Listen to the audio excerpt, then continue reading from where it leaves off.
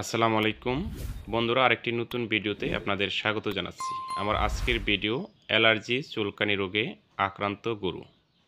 উপজেলা প্রাণী সম্পদ দপ্তর ও ভেটেরিনারি হাসপাতাল চররাজীপুর কুড়িগ্রাম।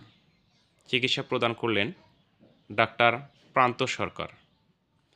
চিকিৎসা: ইনজেকশন মেথাবেট 7 ml গভীর মাংসে 3 থেকে 5 দিন কন্টিনিউ করতে হবে এবং ইনজেকশন আইভারমেকটিন প্রতি 50 কেজি দৈহিক ওজনের জন্য 1 ml করে চামড়ার নিচে দিতে হবে।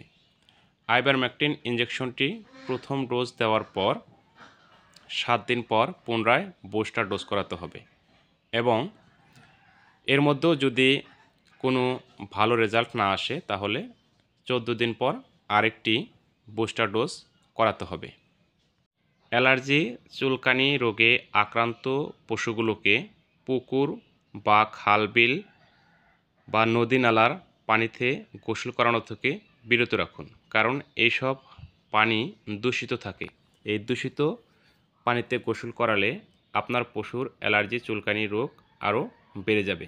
তাই পুকুর খাল বিলের পানিতে গোসল করানো থেকে আপনার পশুকে বিরত রাখুন এবং এ সময় অ্যালার্জি চুলকানি রোগে আক্রান্ত পশুগুলোকে খুঁটি বাঁশ বা গাছের সাথে থেকে বেঁধে রাখা থেকে বিরত রাখতে হবে, কারণ খুঁটি বাঁশ বা গাছের সাথে বেঁধে রাখলে শরীর বাঁশ বা খুঁটির সাথে ঘষে ঘষে চামড়া নষ্ট করে ফেলবে, লোম পড়ে যাবে, স্কিন নষ্ট হয়ে যাবে।